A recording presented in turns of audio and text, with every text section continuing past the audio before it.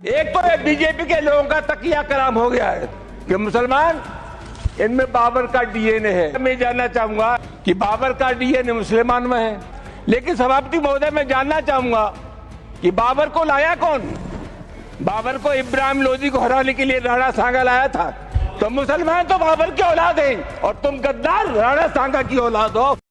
नमस्कार। अगर मुसलमान बाबर की औलाद है तो हिंदू गद्दार राणा सांगा की औलाद है। संसद में गूंजे इन शब्दों के बाद सियासत में पूरी तरह से भूचाल आ गया। तो क्या सच में इतिहास से छेड़छाड़ की जा रही है? क्या बाबर को लाने में सच में राणा सांगा की कोई भूमिका थी? और क्या इस बयान को सही संदर्भ में समझा जा रहा है या फिर इसे तोड़ मरोड़ के पेश किया जा रहा है? देश की सबसे बड़ी पंचायत यानी संसद में समाजवादी पार्टी के राज्यसभा सांसद रामजी लाल सुमन ने ऐसा बयान दे दिया जिसने सियासी गलियारों में पूरी तरह से हड़कंप मचा दिया। और उन्होंने सीधे सीधे हिंदू मुस्लिम डीएनए पर सवाल उठाते हुए कहा कि अगर मुसलमान बाबर की औलाद है तो हिंदू गद्दार राणा सांगा की औलाद है। संसद में दिए गए इस बयान के बाद बीजेपी पूरी तरह से तिलमिला उठी। सोशल मीडिया पर बवाल मच गया और इस मुद्दे को लेकर हिंदू समाज और खासकर राजपूत समुदाय में जबरदस्त आक्रोश देखने को मिला।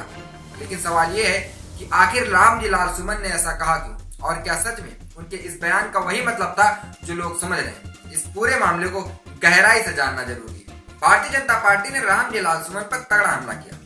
रामजी लाल सुमन के इस बयान के बाद भारतीय जनता पार्टी ने सीधे सीधे सभा पर हमला बोला और भारतीय जनता पार्टी के वरिष्ठ नेताओं ने एक्स पर लिखा कि सपा नेता तुष्टीकरण की राजनीति में इस कदर डूबे हैं कि अब वीर योद्धाओं का अपमान भी करने से पीछे नहीं हट रहे। यह बयान शर्मनाक है और उन्हें पूरे देश से माफी मांगनी चाहिए।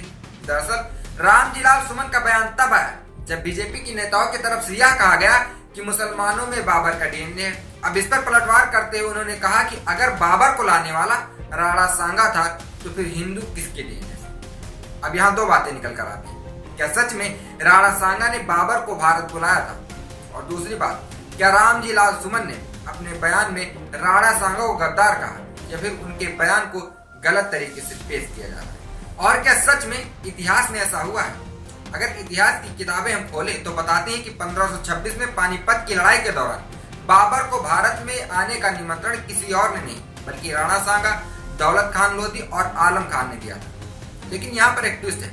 राणा सांगा ने बाबर को बुलाया जरूर था, लेकिन उनका मकसद दिल्ली के सुल्तान इब्राहिम लोधी को हटाना था। बाद में जब बाबर ने भारत में अपना शासन जमाने की कोशिश की तो राणा सांगा उसके खिलाफ हो गए और उन्होंने तलवार उठा ली। यानी कि अगर कोई यह कहे कि राणा सांगा ने भारत को सौंप दिया तो यह पूरी तरह से गलत साबित हो। रामजी लाल सुमन ने अपने बयान में 3 बड़े सवाल उठाए जो भारतीय जनता पार्टी के लिए मुश्किलें खड़ी करते हैं। पहला सवाल उन्होंने कहा कि क्या समाज में जानबूझकर दरार डाली जा रही है? उनका कहना था कि होली के मौके पर कुछ नेताओं ने कहा कि मुसलमान अपने घर में रहें, नहीं तो अंजाम भुगतेंगे। क्या यह देश में भाईचारा बिगाड़ने की कोशिश? दूसरी बड़ी बात उन्होंने कही कि क्या देश में कानून का राज है या जंगल राज? अलीगढ़ मुस्लिम यूनिवर्सिटी में होली मनाने को लेकर विवाद हुआ और एक नेता ने कहा कि जो होली का विरोध करेगा उसे ऊपर भेज देंगे। लेकिन इस पर भारतीय जनता पार्टी आखिर क्यों चुप है? तीसरी बड़ी बात उन्होंने संसद में बोली, कहा क्या यह देश किसी के बाप का है? रामजी लाल सुमन ने कहा कि भारत सिर्फ हिंदुओं का ही नहीं बल्कि मुसलमानों का भी है। मुसलमानों का भी इतना हक है जितना हिंदुओं का है। और इस बयान के जरिए उन्होंने यह बताने की कोशिश की कि देश सभी का है और सभी देश के बराबर नागरिक हैं। उधर से भारतीय जनता पार्टी का करारा जवाब आया। भारतीय जनता पार्टी के नेता संजीव बलियान ने इस पर जबरदस्त प्रतिक्रिया दी। उनका कहना था कि यह बयान शर्मनाक है। सपा नेता ने वीर राणा सांगा को गद्दार कहा जो पूरे राजपूत समाज का अपमान है। समाजवादी पार्टी को पूरे देश से माफी मांगनी चाहिए।